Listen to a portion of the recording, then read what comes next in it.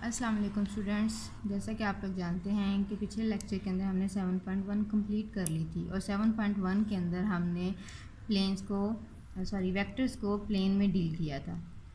अब next exercise के अंदर हम देखेंगे वेक्टर्स को स्पेस में कि उनको कैसे रिप्रेजेंट किया जाता है, उनकी एडिशन, स्केलर मल्टीप्लिकेशन कैसे की जाती है और उनकी प्रॉपर्टीज़ क्या क्या है। इसके अंदर सबसे पहले हम देखते हैं right hand rule. Right hand rule क्या है? अगर आप if fingers of right hand pointing in the direction of positive x axis are curl toward positive y axis, मतलब ये आपका राइट हैंड है, इसमें ये आपके फिंगर्स है। फिंगर्स को जब आपने एक्स एक्सिस की डायरेक्शन में लिया हुआ है और इनको जब आप कर्ल करते हैं वाई एक्सिस के डायरेक्शन में, जैसे ये मेरी एक्स एक्सिस की डायरेक्शन, इनको मैंने कर्ल कर लिया वाई एक्सिस की डायरेक्शन में, तो ये जो आपका थंब है ये आपको पॉजिटिव जी एक्सिस को रिप्रेजेंट करेगा। उसके बाद नेक्स्ट हम देखते हैं आपके पास कोऑर्डिनेट सिस्टम है। इसमें 3 कोऑर्डिनेट्स होंगे एक्स वाई जी। स्पेस के अंदर जो कोऑर्डिनेट सिस्टम होता है उसमें हम 3 कोऑर्डिनेट लेते हैं एक्स वाई और जी। इसमें अगर आप कोई भी पी पॉइंट को ले रहे हैं तो ये जो पी पॉइंट है इसका एक्स एक्सिस से अगर हम ए डिस्टेंस ले रहे हैं, वाई एक्सिस से बी डिस्टेंस ले रहे हैं, जी एक्सिस से सी डिस्टेंस ले रहे हैं, इस पॉइंट पी को हम रिप्रेजेंट करेंगे ए कोमा बी कोमा सी और इसको हम कहेंगे ऑर्डर ट्रिपल। जैसे हम प्लेन में लेते हैं ऑर्डर पेयर, यहाँ स्पेस में आ जाएगा ऑर्डर ट्रिपल। नेक्स्ट अब हम देखते हैं concept of vector in space. Space में हम आर क्यूब लेते हैं, इस आर क्यूब को हम कहते हैं 3 डायमेंशनल स्पेस।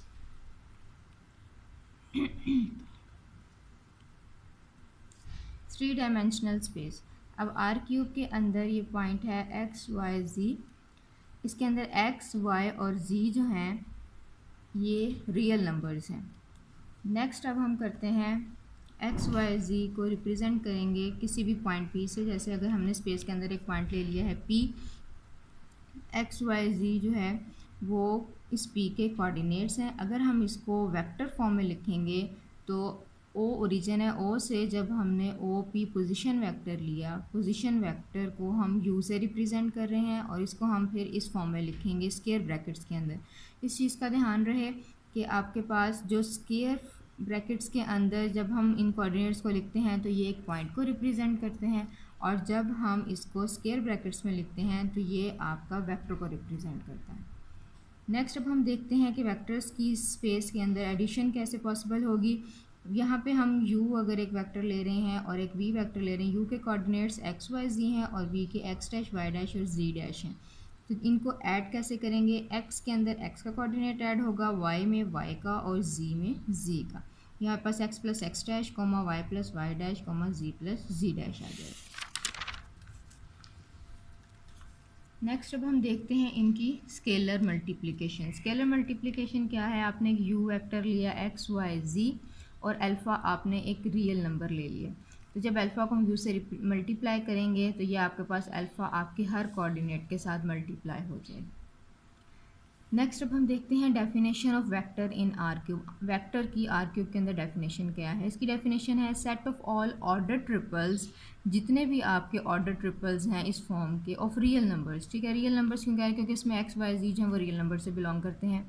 तो आपका एक ऐसा सेट जिसमें तमाम के तमाम ऑर्डर ट्रिपल्स आ जाते हैं together with the rule of addition and scalar multiplication, और उस सेट के ऊपर हम तो एडिशन और स्केलर मल्टीप्लिकेशन का रूल भी अप्लाई हो रहा हो, तो वो जो आपका वेक्टर्स का सेट है आर क्यूब के अंदर उसको हम जो है वो वेक्टर्स कहेंगे। And X comma Y comma Z जो है वो इसके क्या कहलाएंगे? कंपोनेंट्स कहलाएंगे, और उसको हम इस तरह रिप्रेजेंट करेंगे। नेक्स्ट अब हम कुछ प्रॉपर्टीज़ देख लेते हैं वेक्टर्स की।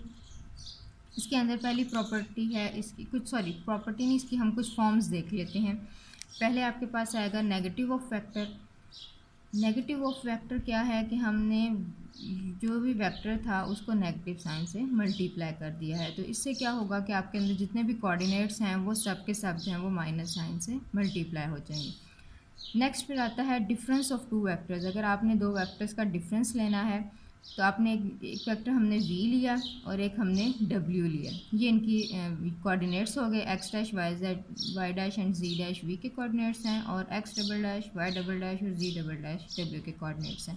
इनका डिफरेंस लेने का मतलब यही है कि आप एक वेक्टर ले लें और दूसरे का नेगेटिव वेक्टर ले लें और उन दोनों को ऐड कर दें, तो ये आपके कोऑर्डिनेट्स हैं, इनके हर कोऑर्डिनेट का आपस में डिफरेंस आ जाएगा।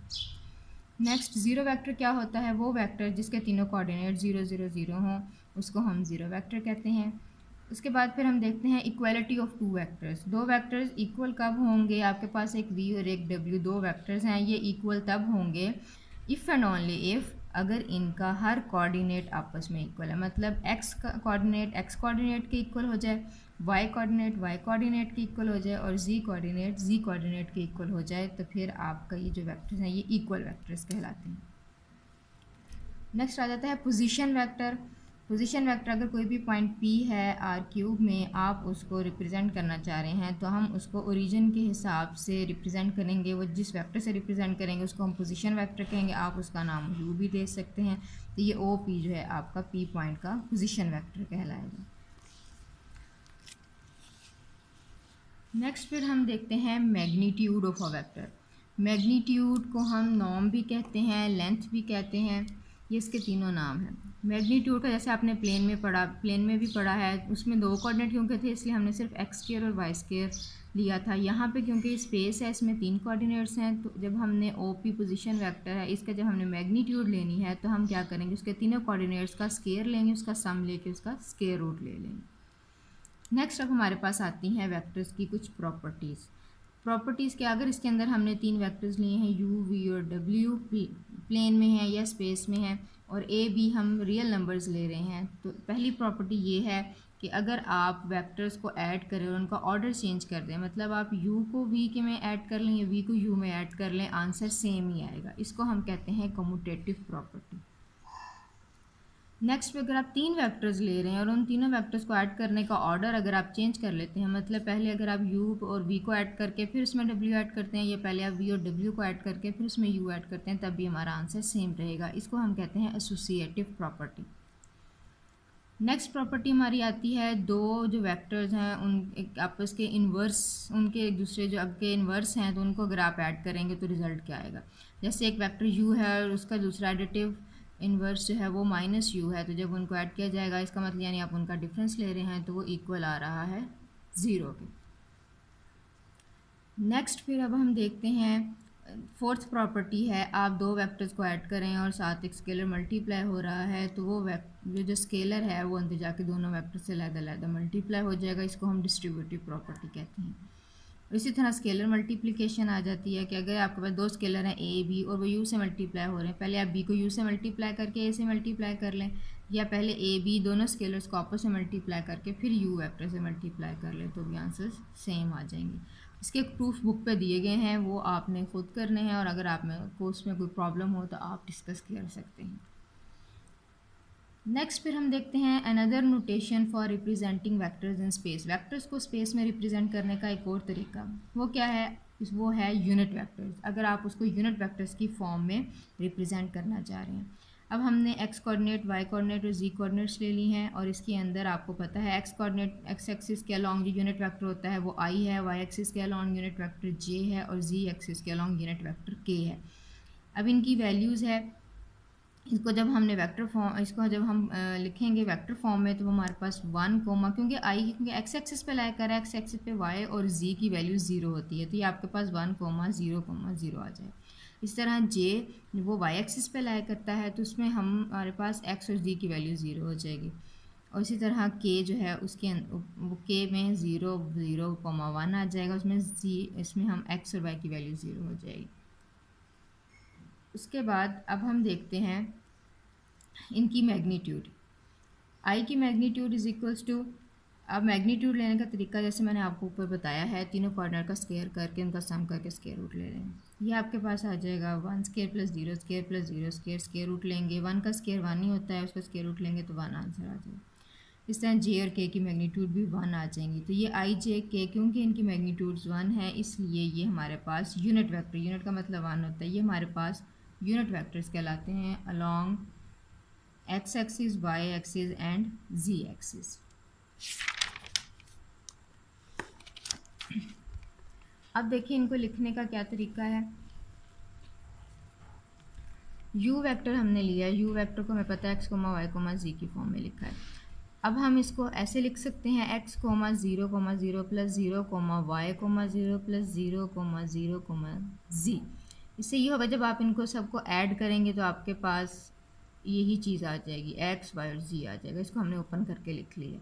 अब इसमें से जब हम x कॉमन लेंगे तो यहाँ 1 और इधर 0 0 आ जाएगा। इसमें से y कॉमन ले लिया और इसमें से z कॉमन ले लिया। अब ये आपके पास i यूनिट वेक्टर की वैल्यू है, ये j की वैल्यू है और ये k की वैल्यू है। तो यहाँ पे आपके पास ये u वेक्टर था, इसको हम i j के यानी यूनिट वेक्टर्स की फॉर्म में ऐसे भी लिख सकते हैं। और अगर इसको आप देखेंगे कि इसका सम कैसे लिया जाएगा तो इसका भी सम ऐसे ही लिया जाएगा कि x कोऑर्डिनेट को x कोऑर्डिनेट में ऐड करेंगे, x plus X dash into I plus Y dash into J plus Z dash into K. Next फिर हम इसके बाद हम देखते हैं distance between two points in space. अगर आपके पास स्पेस में दो पॉइंट्स हैं, उनके दरमियान आप डिस्टेंस लेना चाह रहे हैं तो वो कैसे लेंगे। यहाँ पे ये ओरिजिन है, हमने एक पॉइंट P1 ले लिया, इसके कोऑर्डिनेट्स को हमने रिप्रेजेंट कर लिया x1 y1 और z1 से। इसी तरह हमने एक पॉइंट P2 ले लिया, उसके कोऑर्डिनेट जो हैं वो हैं x2 y2 और z2।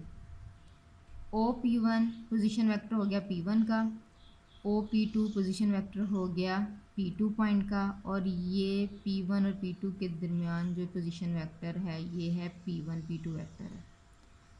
P1 P2 ये वेक्टर है।